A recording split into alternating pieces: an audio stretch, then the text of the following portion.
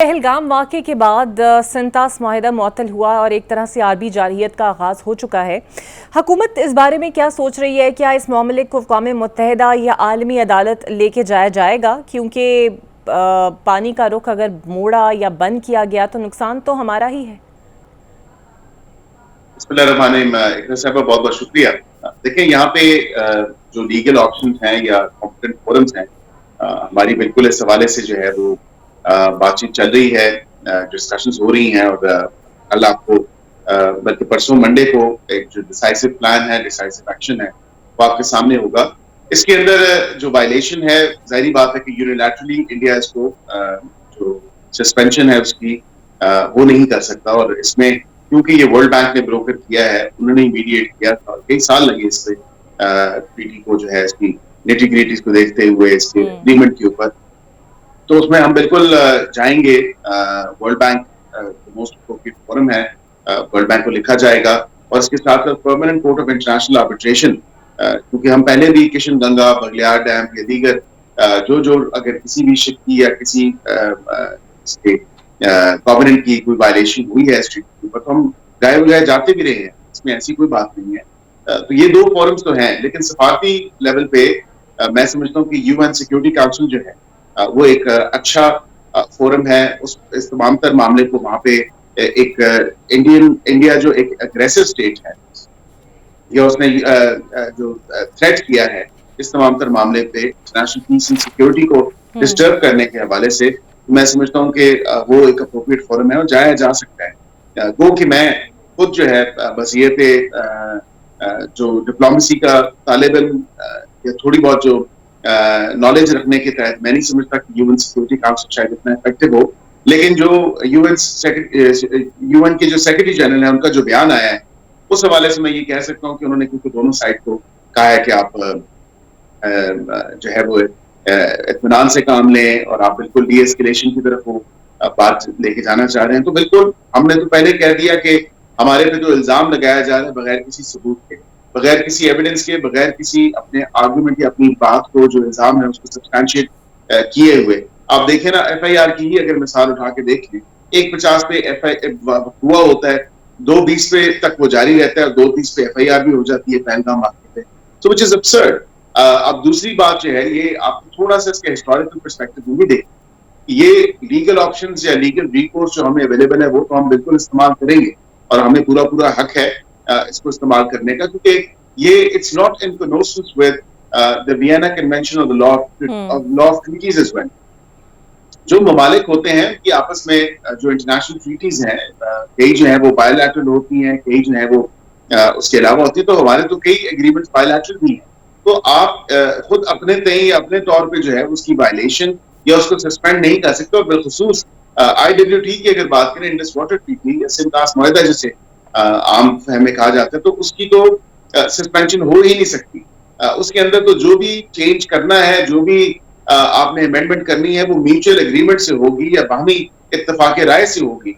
ये भी आप देखें कि इंडिया का प्लान ये 2016 से चल रहा है इस ट्रीटी को किसी तरह नल एंड वॉइड करने के हवाले से, सस्पेंड करने के हवाले से, इस ट्रीटी को खत्म करने के हवाले से 2016 से ये कोशिशें जारी हैं और गाए बगाए कई। तो सर, जब हमें ये नज़र भी आ रहा है, ऑब्वियसली ये पहले से प्लान्ड आउट एक्टिविटी है और इससे पहले भी भारत ये कर चुका है, बट अभी भी काफ़ी टाइम हो चुका है, आपको नहीं लगता we are still unable to get the side of other countries? हमें कुछ हमारे दोस्त ममालिक की तरफ से कुछ ऐसे बयानात की ज़रूरत थी जो भारत को थोड़ा प्रेशर डाल सके, लेकिन हम अभी तक इस तरह के बयानात कुछ पाकिस्तान के हक़ में सामने ला नहीं सके। नहीं, बिल्कुल मैं नहीं समझता ऐसी कोई बात है। अभी देखें, एंगेजमेंट तो हो रही है। सऊदी अरेबिया के जो फॉरेन मिनिस्टर है उनसे हमारे फॉरेन मिनिस्टर की बात हुई है, इसी तरह इरानियन फॉरेन मिनिस्टर हैं, उनकी बात हुई है। मैं in my very humble view मैं ये देखता हूँ कि इस तमाम तर मामले में चाइना बहुत इफेक्टिवली अपना रोल जो किरदार है वो अदा कर सकता है। China must play its role because वो हमारा दोस्त मुल्क है, हमारे जो अच्छे बुरे वक्त का साथी है और हमेशा जब भी हमें और चाइना को एक दूसरे की जरूरत पड़ी है, हम एक दूसरे के साथ शाना बशाना खड़े रहे हैं। और अभी भी क्योंकि ये तमाम तर जो पानी का मामला है, शुरू तो ये चाइना के टेरिटरी से होता है, तिब्बत के हवाले से अगर आप देखें तो वहां से ही तमाम मामला शुरू होता है। I think China can play a very effective role in so all of this, and China should play its role. आप हमारे समझते दोस्त हैं ममालिक हैं, हम कि बिल्कुल बिल्कुल उनको सही। रीच आउट कर रहे हैं। दीगर जो ममालिक हैं, हमारे यहाँ पे फॉरेन सेक्रेटरी ने जो है वो जितने भी ममालिक थे इस पूरे वाक़े पे जो जहाँ यहाँ पे एम्बेसडर्स थे उनको जो डिप्लोमेटिक ब्रीफिंग है वो दी है। इसी तरह यूएन के हवाले से मैंने आपको जो जिक्र किया, तो अभी हतमी तौर पे तो शेप अप नहीं किया, लेकिन हमारी जो लीगल स्ट्रैटेजी है वो ऑलरेडी इन प्लेस है। जिन फोरम्स पे जो अप्रोप्रिएट एंड कॉम्पिटेंट फोरम्स है हम उन पे जाएंगे तो और हम अकील बिल्कुल पूरा साहब, इरादा जिस रखते हैं उन तरह सर अभी आपने जिक्र भी किया चाइना का और सोशल मीडिया के ऊपर, अब आई डोंट नो कितनी खबरों उसमें सदाकत है या नहीं है, लेकिन जिस तरह आपने भी जिक्र किया कि China can play a very vital part, तो जो खबरें हैं कि पानी चाइना भी बंद कर सकता है और हिंदुस्तान के साथ वो मामलात वहाँ से सेटल हो सकते हैं, ऐसी कोई अंडरस्टैंडिंग हुई है आप लोगों की चीन के साथ अभी? देखिए, अभी कुछ भी कहना कबल अज वक्त है और मैं कोई ऐसी स्टेटमेंट नहीं देना चाहता जिससे जो है आउट ऑफ दी ओपन, जब तक मामला जो है काबीना के सामने नहीं आते। एंड बिल्कुल काबीना में जो भी मामलात होंगे, whether in terms of legal recourse या जो दोस्त ममालिक के हवाले से जो डिप्लोमेटिक फ्रंट पे हम एंगेजमेंट कर रहे हैं, इस हवाले से तो बिल्कुल मैं समझता हूँ कि वो काबीना के सामने जब आएंगे, वज़ीर आज़म कौम को भी एतमाद में लेंगे और बिल्कुल जो बेस्ट पॉसिबल मेजर्स होंगे वो हुकूमत लेगी। मैं इसको खारिज इम्कान तो नहीं कह सकता, लेकिन चाइना के साथ हमारी बड़ी एक अच्छी और स्ट्रॉन्ग एंगेजमेंट है और बिल्कुल चाइना के साथ हम तमाम तर मामला पे जो है वो गुफ्तगू होगी बाशमूल इसके। और मैंने जिस तरह जिक्र किया कि चाइना हमारे बुरे और अच्छे वक्त का साथी है और उसका एक बड़ा इफेक्टिव रोल है और एक इम्पोर्टेंस है इस पूरे खत्ते के हवाले से to ensure regional stability. Because China के अपने भी आप देखें तो यहाँ पे बहुत ज्यादा इन्वेस्टमेंट है चाइना पाकिस्तान इकोनॉमिक कॉरिडोर के हवाले से और ओवरऑल इस खत्ते में बेल्ट एंड रोड इनिशिएटिव के हवाले से। तो मैं समझता हूँ कि बिल्कुल इस पे एक जामे मौकफ और उसके साथ साथ जो जामे पॉलिसी है और रोल है वो चाइना प्ले।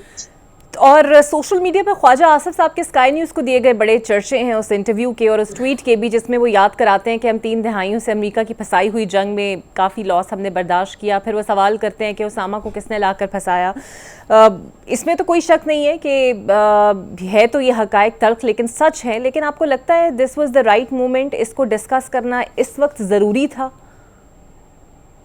देखिए, मैं ये समझता हूँ कि उन्होंने कोई ऐसी बात नहीं की जो पहले नहीं कही गई या की गई। इमरान खान साहब ने भी यही बात की, शाह महमूद कुरैशी साहब ने भी यही बात की, ख्वाजा साहब ने भी वही बात की और ख्वाजा साहब की बात को स्याह सबाक से हट के जिस तरह पेश किया जाता है, आई एम सॉरी, लेकिन ख्वाजा साहब ने वो अंग्रेजी में कहते हैं कॉलिंग अ स्पेड हमारी जो माजी है या जो एक हिस्टोरिकल पर्सपेक्टिव रहा है इस तमाम तर मामला पे, जो हिस्ट्री है उसको तब्दील तो नहीं किया जा सकता। वो तो हालात तो इसी तरह रहे हैं और यही जो तमाम तर ख्वाजा साहब ने कहा है उसमें हुआ तो इसी तरह कि जो दहशतगर्दी के खिलाफ जंग है वो उसमें वॉर ऑन टेरर हो या दीगर उससे पहले हो, तो हम बिल्कुल ऑन द रिसीविंग एंड रहे हैं और सबसे ज्यादा लॉस और सफर भी हम ही ने किया है। फ्रंट लाइन या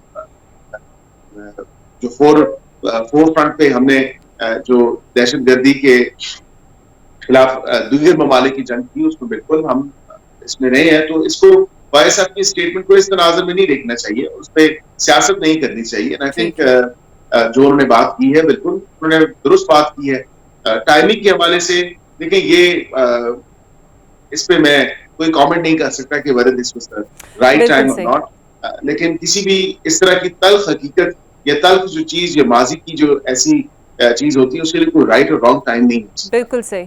बैरिस्टर साहब, नवाज शरीफ इस पूरे मामले पर खासे खामोश हैं और उनकी खामोशी पर अपोजिशन तनकीद भी कर रही है और आपको वो जो नारा मैं रिपीट नहीं करना चाहती, लेकिन मोदी के साथ जो उनके ताल्लुकात रहे उसको लेकर भी तानेबाजी हो रही है। देखिए, नवाज शरीफ साहब बिल्कुल खामोश नहीं है और बिल्कुल जो वजीर आजम की जो गाइडेंस है या मुशावरत है including this but not limited to this, उसके ओवरऑल जो सिक्योरिटी सिचुएशन है नेशनल सिक्योरिटी के हवाले से या दीगर मुल्की मफाद के हवाले से, तो वो गाय बगाए डिस्कशन होती रहती है। अब आउट इन दी ओपन या पब्लिक में आके तो वो ये बात नहीं करेंगे। वो 3 दफा के वजीर आजम है, उन्होंने एक बड़ा फर्म स्टांस लिया 28 मई 1998 के वक्त भी, और आपने देखा कि इस मुल्क को अगर एटमी कुव्वत बनाया है तो उसमें कलीदी किरदार जो है वो मियां मोहम्मद नवाज शरीफ।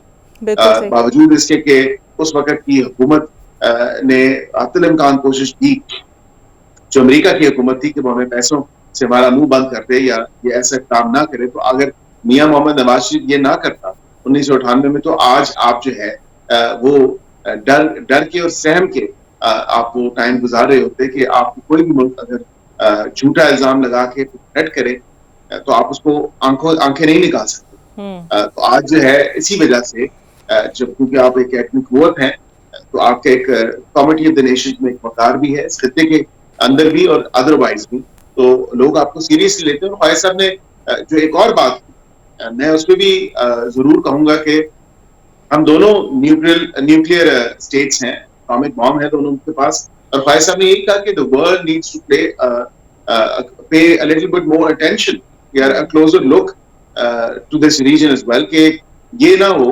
बिकॉज हमारे पे अगर खुदा ना खासा कोई ऐसा एडवेंचरिज्म करने की कोशिश की भारत ने, तो हमारी जो ऑलरेडी स्टेटेड पॉलिसी है वो क्विड प्रो को प्लस है। इंडिया अगर कोई भी इकदाम लेगा तो हम 2 हाथ आगे जाके उसको सूद समेत जो है उसका जवाब भी देंगे। बिल्कुल सही। एक और आखिरी यही सवाल हमने सर। किया, और यही हमने इकोनॉमिकली जो इकोनॉमिक डेंट है उनकी एयर ट्रैवल इंडस्ट्री को जो $500 million a month, and then trade की अगर बात करें, ट्रांजिट ट्रेड की बात करें, दैट्स ऑन साइड। लेकिन ये जो तमाम तर मामला है जो एयर ट्रैवल के हवाले से, ये already India started feeling the heat. बिल्कुल ठीक। अच्छा अकील साहब, एक आखिरी सवाल। पहलगाम वाक़या होता है तो मोदी एपीसी भी बुलाते हैं, सिक्योरिटी इजलास भी बुलाते हैं। हम अभी तक इसी में फंसे हुए हैं कि एपीसी बुलानी चाहिए, नहीं बुलानी चाहिए, खान साहब को शामिल करना चाहिए, नहीं करना चाहिए। अगर नहीं करना चाहिए तो एटलीस्ट उनके रहनुमाओं की मीटिंग उनसे करा दें ताकि उनका स्टैंड लेके एपीसी में शामिल हो जाए। देखिए, मंगल को मुलाकात के दिन है, मैं समझता हूँ मंगल को इनके तमाम लोगों की मुलाकात हो जाएगी, कोई ऐसी बात नहीं है। जहां तक आपने बात की कि इसको निकालो और इसको उस कमेटी में या मीटिंग में बिठाओ, ऐसा नहीं है। उनकी पार्टी की नुमाइंदगी है, जो पार्लियामेंट में लोग मौजूद हैं, उनकी पार्टी के चेयरमैन भी मौजूद हैं, सेक्रेटरी जनरल भी मौजूद हैं, बिल्कुल वो लोग आ सकते हैं। और जो पार्लियामेंटेरियंस के हवाले से जो ज्वाइंट सेशन है, मैं उम्मीद करता हूँ कि इस नाजुक और सेंसिटिव जो एक टाइम है, पीरियड है या इशू है, इस पे ज्वाइंट सेशन भी पार्लियामेंट का बुलाया जा सकता है। मैं उसको भी खारिज जुबान नहीं कहूंगा क्योंकि सेनेट तो ऑलरेडी इन सेशन है, और नेशनल असेंबली भी मैं समझता हूँ कि given the gravity of the situation और नेशनल सिक्योरिटी पर्सपेक्टिव से अच्छी और जरूरी बात है कि ज्वाइंट सेशन भी दोनों हाउसेस का बनाया जाना चाहिए। और उसमें कतई नजर कि सियासत, हम एक दूसरे के साथ जो सियासी इश्यूज हैं उससे बालाताक होके हमें जो है एक नेशनल जॉइंट फ्रंट जो है एज ए नेशन वो प्रेजेंट करने की जरूरत है, आउटसाइड एंड इनसाइड।